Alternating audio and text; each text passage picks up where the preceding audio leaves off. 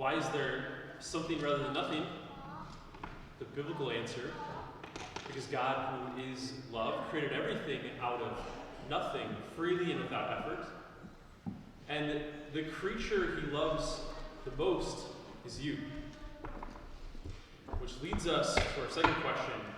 Why is the world so obviously not the way it's supposed to be? The biblical answer, one of God's creatures, who was good, was envious of God's love for you. Grew envious of God's love for you. And decided to rebel. Rebel against God, to wage war. But not against God, because such a thing is impossible, and this creature knew. You can't wage war against God. What would you do it with? You're a creature of God. You don't have something with which to do it. And this creature understood that. And so instead went to war against the creature God loves the most, you. And at the beginning of our race, right, our first parents, this creature, the serpent, identified in the book of Genesis, this creature tricked our first parents into believing that God was not good. It's written right for us in the account of the fall in Genesis 2. Did God really tell you, the serpent asks Eve, did God really tell you not to eat of the fruit of that tree? I mean, what are you talking about? Did God not tell you that? Right? Like, Adam and Eve were there when God told them the two things, right? Like, two jobs. Care for the garden, till it, eat anything you want. Anything out of the garden. Right? Literally, that's what constitutes what is good. Do anything except eat of this tree. Because they walked with God in the cool of the evening. Right? They were in communion with God. And so they didn't desire what was evil. Do anything. The one commandment not to do, eat the fruit of that tree. So Eve answered the serpent, well, yes, that's what God told us. If we eat of the fruit or even touch it, we shall surely die. That's not actually what God said. That's a different story.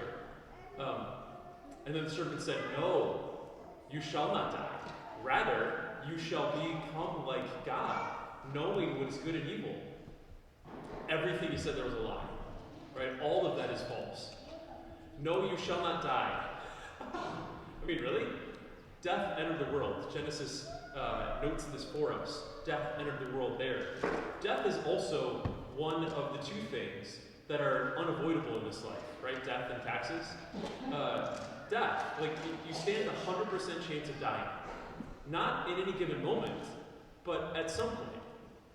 It will happen. There is no avoiding it.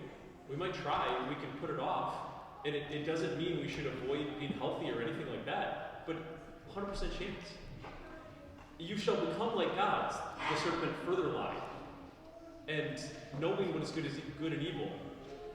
I think the history of humanity and the brutality with which humans have regularly treated each other throughout all of our history demonstrates with great clarity we don't, apart from God, we do not know good and evil. It is obscure to us. We don't know it, and we're not going to know it apart from the Lord. Okay.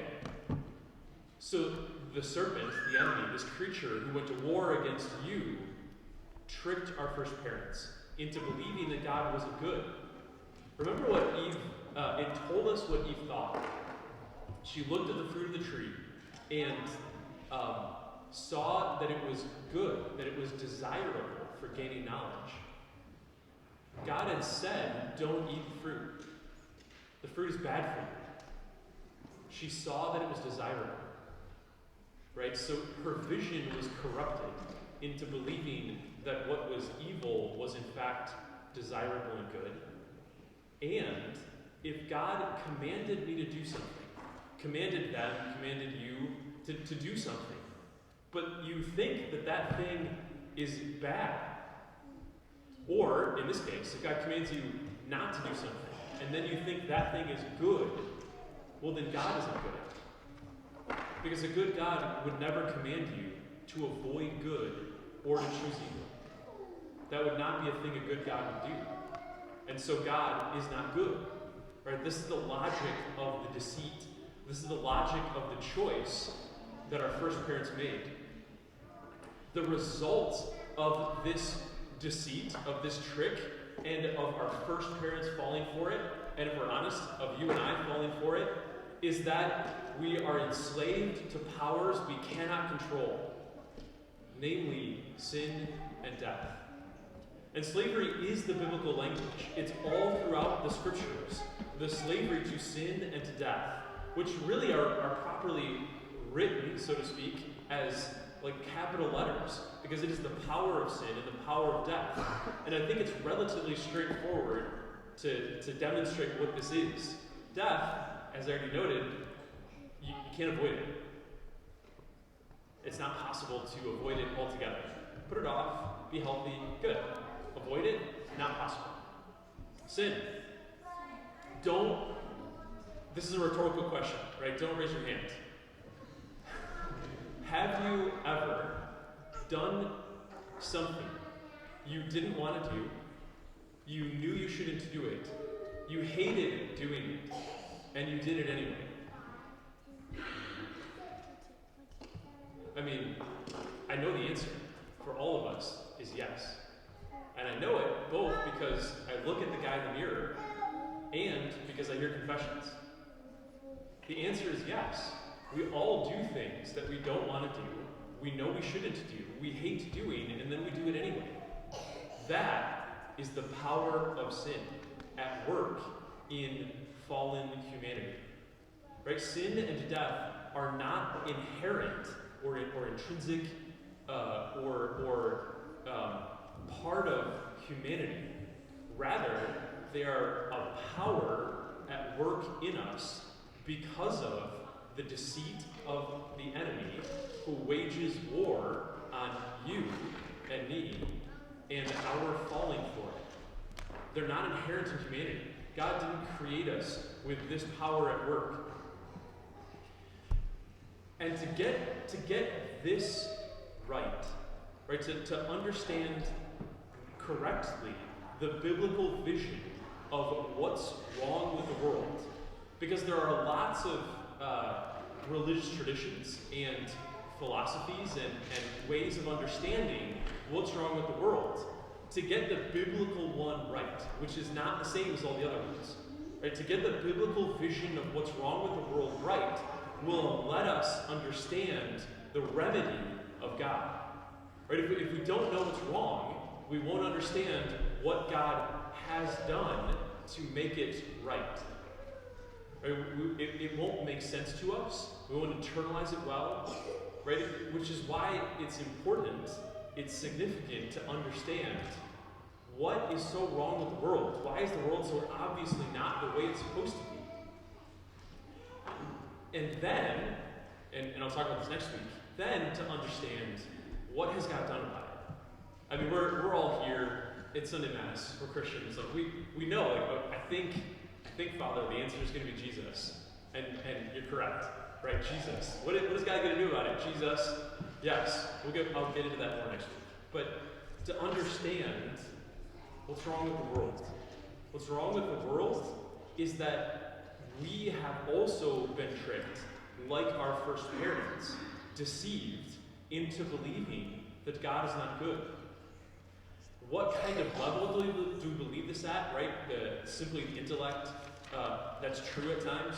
The level of the affect, of our feelings, of our desires, sometimes.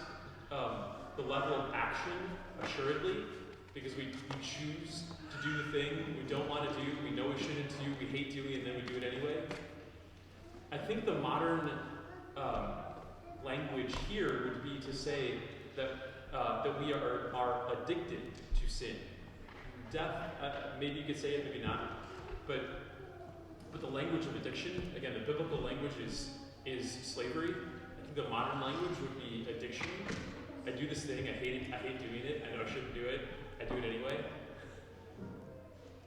And the biblical vision of the world and the Lord revealing to us what's wrong with the world. Right? And God never just tells us what's wrong. He's always proposing to us his remedy. He's always he's always affecting his remedy of what's wrong. Okay? And tells us then about the remedy of God. That we are enslaved to a power we cannot control. We can't. If we could, I think the world would be much different than it is. If we could, perhaps Adam and Eve would simply have reversed it immediately. If we could control it, we would stop doing the things that we don't want to do, we know we shouldn't do, we hate doing, and then we do them anyway. We'd stop doing them. Now, this will tell us something about what Jesus does, about God's remedy as well. It will also tell us something about what the resurrection means. That this power, death, that we cannot control, and we can't. We can put it off, we can do things about it, those aren't inherently bad, but we can't control it. And here in this season of Advent, as we await, as we expect the coming of the Lord, right, his definitive coming again in glory, however that will look, the way that the Lord will do this, as he comes again in glory, right, we awaited with expectation the coming of the Lord who comes to set us free.